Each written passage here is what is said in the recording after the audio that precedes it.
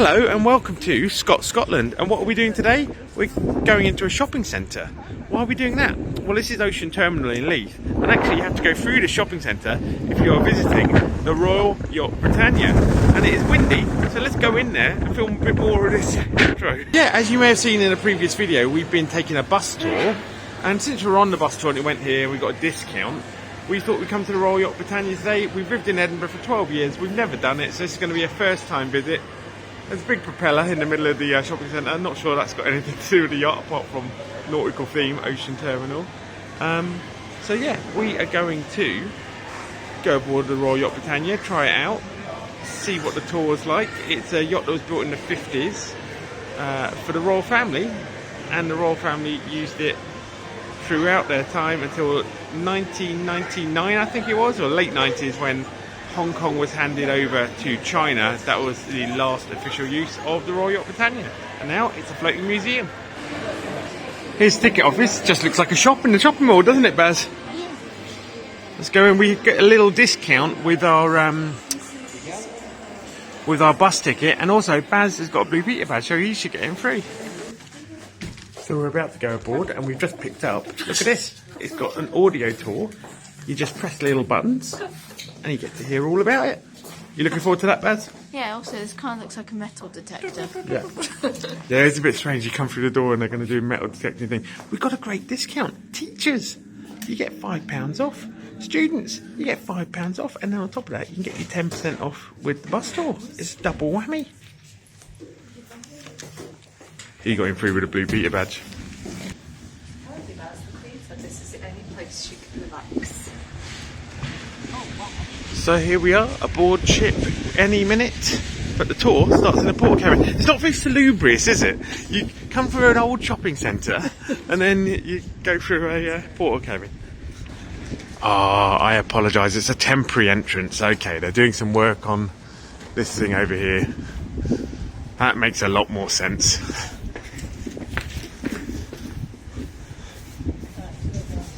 Take the steps. You've got to sometimes take the rough with the smooth, haven't you? Right, there's some lifts. This level for audio tour 19 to start on level 3. Start on level 3. Oh, lots of information. Then level 2. Work our way down. Okay, great. Lift.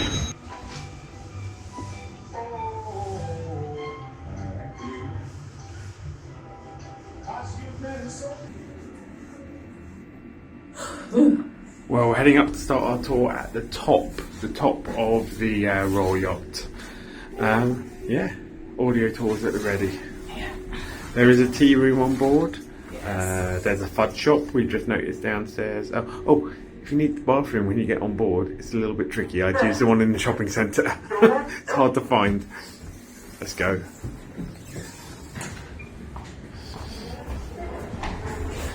Right then, here we are going on deck of the Royal Yacht Britannia.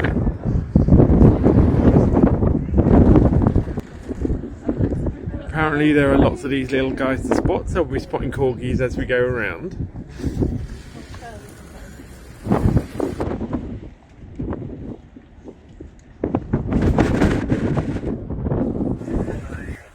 So this is the bridge from where the captain would navigate the ship and use the binnacle to find their way around the world.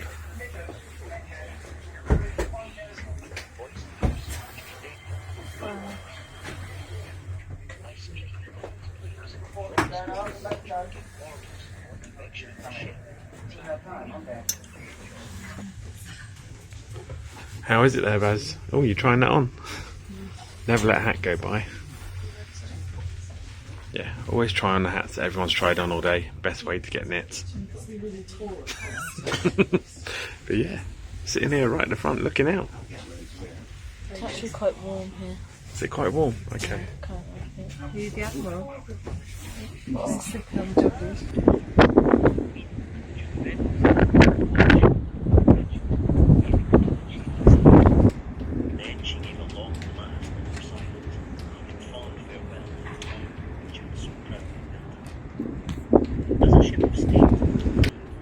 The view from The yacht is not the best at the moment. Seems to have a building that's fallen over. But the yacht itself, got the big funnel. Looking pretty good in the spring sun. Amazing range of signal flags here and there. We'll have used these quite a lot to send messages at the time, but also ceremonial messages, fun stuff, given the nature of the vessel. Right, onto the royal deck. It's a bit breezy. Oh, the tour continues. Oh, there's a tea room. Tea room. Tea room. Oh, let's just do it. Let's just do the tour. Bye. Oh, I guess we what got to follow her, Baz. Come on then. I don't even drink tea. Ha! We've won. We've realised that it's just later on the tour anyway. We go past it, so we're going to do the tour properly. Do a proper job. Proper job. I love the proper job. Oh, the Admiral's table is quite nice. I wonder if I have fish fingers on the Admiral's table or if that's just captains. Having a little sausagey breakfast there. So we're now at the bows of the ship, and behind me you can see where the Queen and Duke of Edinburgh's living quarters were, just down there at the bottom. And just above, up there, that's where the tea room is. That's where we're going to go in a minute for a little cup of tea, a little bit of coffee. I'm not necessarily the biggest royalist, but it's quite funny to think of back through the years, all of the people that would have stood on this deck. Presidents, princes, kings, queens, all kinds of people from all over the world, all kinds of important people have stood there. And who knows what conversations have been had on this deck. 1953, that rings a bell.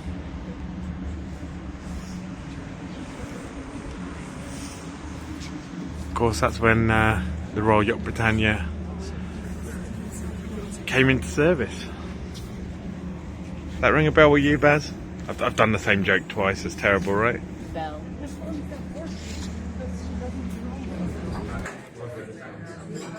Well, here we are in the tea room with piano, and have a little look at the menu. Royal deck tea room. So we've got a range. I've skipped straight to the cake somehow, but a nice range of cakes and ice creams, and obviously teas.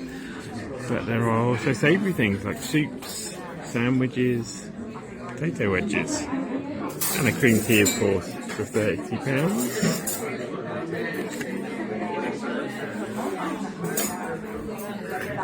And there's all your choice of cakes.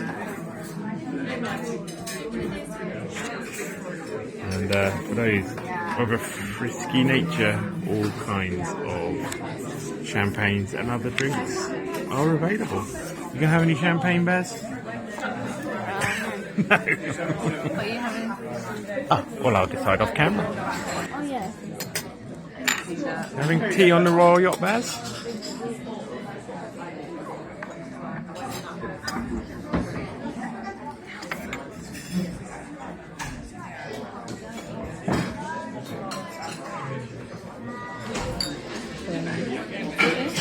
Nice bit of lentil soup for me. That looks excellent. How is your cake looking, Baz? Oh, a word that we've never used before, immaculately.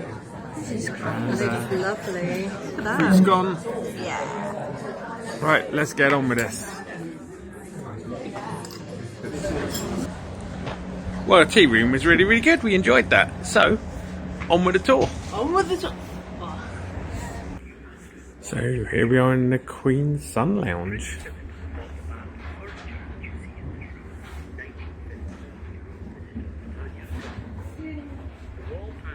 Ah, I've spotted another one.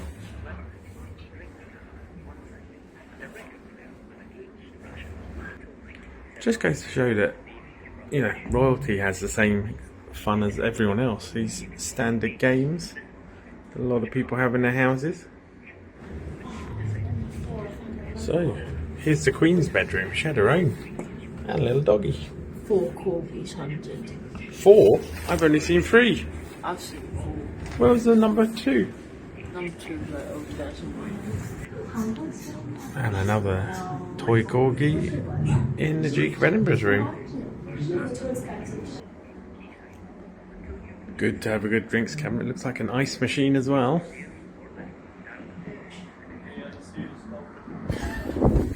Right, we've come down a level now. Well, we're here in the officers' mess. And up here is a wombat. And apparently, they used to play wombat tennis in here, Baz. Is that not to be done? The poor wombat. Nice, eh? And a good bar. Well, we've just been down there looking at the various galleys and kitchens, but wow, look at what they had to whip up for, like, that is a big table, and they did all the cooking on the ship.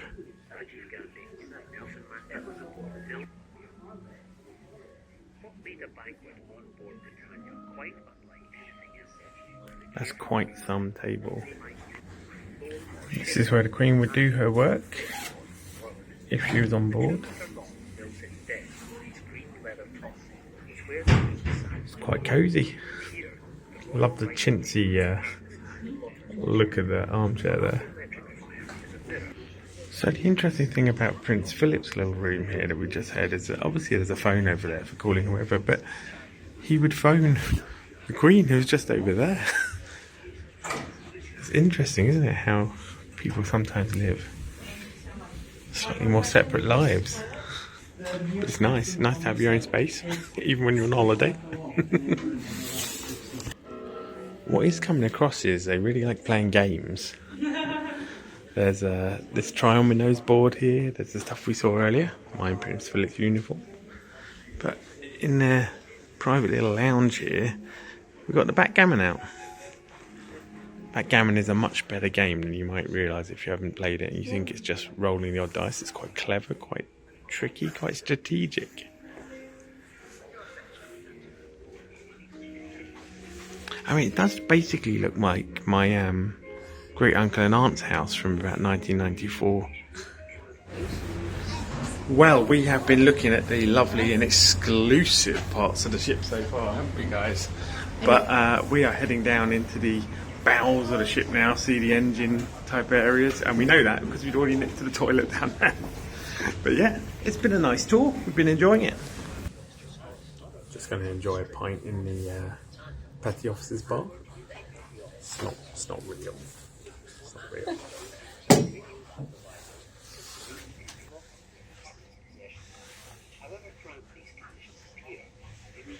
I've tried champagne, mate. Tell you what though, it's some people's dream to be in the bar with a big yard of ale up there, drink all that, but then bed, it's just right here. That's living the life of Riley, isn't it, Baz? Pub, bed, 10 seconds. The people who worked here could be in this bar and then they'll be in bed in 10 seconds. Baz, I've got a question for you, come with me. We're over here in the Royal Marines area. I'm wondering if you know what these are. They look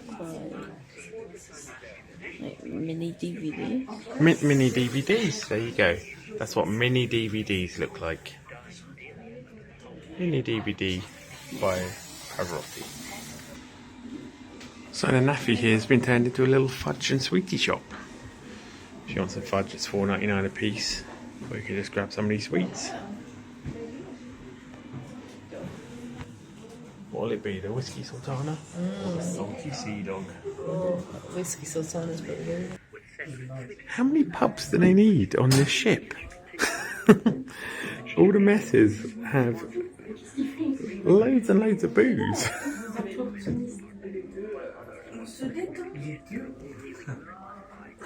Half full, that'll be all the people who worked here. You might want to know what's on the tap. So they've got Foster's, which when they're in Oz is probably useful. Though I suspect Foster's isn't drunk as much in Oz as people in Britain think it is. We have got special vat cider from Taunton. CSB, but advertised all over the ship, and we saw it on tap in the last mess, Spitfire. How many pubs do they need? Here we have the ship's 6 bay. Quite crazy that they had all of this, but I guess if something serious happened, the Queen would need her own medical help. But yeah, you didn't want to end up in 6 bay. Well, we're almost done on board and we're heading into the laundry, the last little bit.